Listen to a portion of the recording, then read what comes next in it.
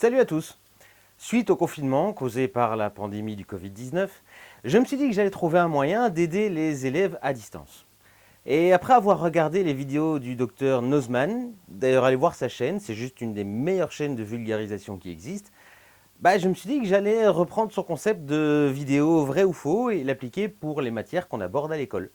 Voilà, en espérant que ça puisse aider les élèves qui en ont besoin et que ça puisse divertir aussi les autres. C'est parti!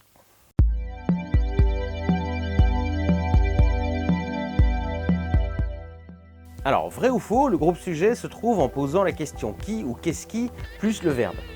Eh ben c'est vrai. Pour trouver un sujet, on repère le verbe principal de la phrase et on utilise qui ou qu'est-ce qui devant le verbe.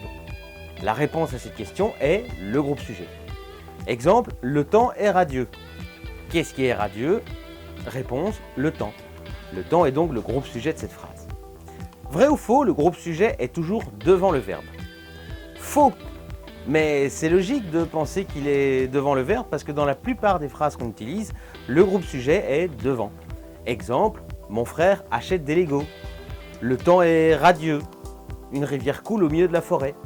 Dans ces trois phrases, le groupe sujet est devant le verbe. Tu peux vérifier en utilisant les questions dont on a parlé juste avant. Par contre, si je dis au milieu de la forêt coule une rivière, le groupe sujet se trouve derrière le verbe. Pour en être sûr, on utilise la question « Qu'est-ce qui coule au milieu de la forêt ?» Une rivière. Donc la plupart du temps, le groupe sujet est devant le verbe, mais parfois on le met derrière. D'où l'utilité de vérifier grâce à la question. Vrai ou faux, il existe des phrases qui n'ont pas de groupe sujet. Alors c'est vrai et c'est faux en même temps. En fait, il arrive que dans certaines phrases, le groupe sujet ne soit pas écrit. Ça ne veut pas dire qu'il n'existe pas, mais il est ce qu'on appelle sous-entendu. C'est le cas des phrases impératives, comme « restons à l'intérieur »,« ne triche pas durant le jeu »,« faites votre travail »,« range ta chambre ». Dans ces phrases, on n'écrit pas le groupe sujet, mais on sait pourtant à qui on s'adresse ou qui est le sujet de la phrase. C'est nous qui restons à l'intérieur, c'est toi qui ne dois pas tricher, c'est vous qui faites votre travail, c'est toi qui dois ranger ta chambre. Il y a donc un groupe sujet, mais le mot pour le désigner n'a pas été écrit. Il est donc sous-entendu. Vrai ou faux, le groupe sujet, c'est toujours un pronom personnel. Faux! Dans beaucoup de phrases, le groupe sujet, c'est un pronom personnel. Tu sais, ces petits mots qui remplacent des personnes. Je, j'y apostrophe, tu, il, elle, on, nous, vous, il avec S ou elle avec S. Énormément de phrases commencent par ces petits mots. Mais beaucoup de phrases n'ont pas de pronom personnel comme sujet. Exemple, le temps est radieux. Antoine part se promener en forêt. Rêver est essentiel. Si on essaye de poser la bonne question pour identifier le groupe sujet, qui ou qu'est-ce qui est avant le verbe, pour ceux qui par hasard ne suivraient pas, on obtient qu'est-ce qui est radieux, le temps. C'est un groupe nominal, parce qu'il est composé d'un déterminant et d'un nom. Qui part se promener en forêt, c'est Antoine, c'est un nom propre. Qu'est-ce qui est essentiel? Rêver, c'est un verbe à l'infinitif. Alors vrai ou faux, le groupe sujet est toujours au début de la phrase. Faux! Là aussi, c'est une idée très répandue et qui a du mal à être corrigée. Mais le groupe sujet n'est pas toujours au début de la phrase, même quand il est devant le verbe.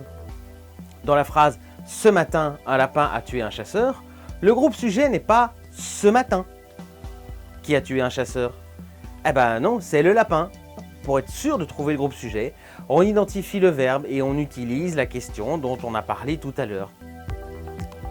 C'est curieux, j'ai un peu l'impression de répéter toujours la même chose. Ah bah oui, non, pardon, je suis prof. Alors vrai ou faux, il peut y avoir plusieurs groupes sujets dans une phrase.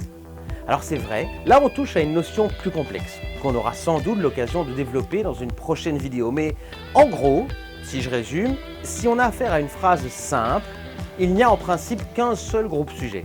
Mais attention, un groupe sujet peut être composé de plusieurs mots, comme on l'a déjà vu. Par contre, si on a affaire à une phrase complexe, donc en gros une grande phrase composée de plusieurs sous-phrases, alors il peut y avoir plusieurs groupes sujets. Mais il y en aura un qui sera le groupe sujet principal et d'autres les groupes sujets secondaires, qu'on appelle aussi subordonnés. Voilà, je pense qu'on a un peu fait le tour du groupe sujet. Si vous avez encore des questions, n'hésitez pas à me les poser dans les commentaires de la vidéo. Et pour préparer la prochaine vidéo qui sera sur le thème du verbe et du groupe verbal, écrivez-moi aussi vos questions vraies ou faux dans les commentaires. Comme ça, je peux répondre vraiment aux questionnements que vous avez. Voilà, prenez soin de vous. À très bientôt pour une prochaine vidéo. Salut à tous. Ah oui, courage à tous pendant le confinement. Respectons les règles pour pouvoir le plus rapidement possible transformer cette période en un mauvais souvenir. Voilà, allez, prenez soin de vous. Salut!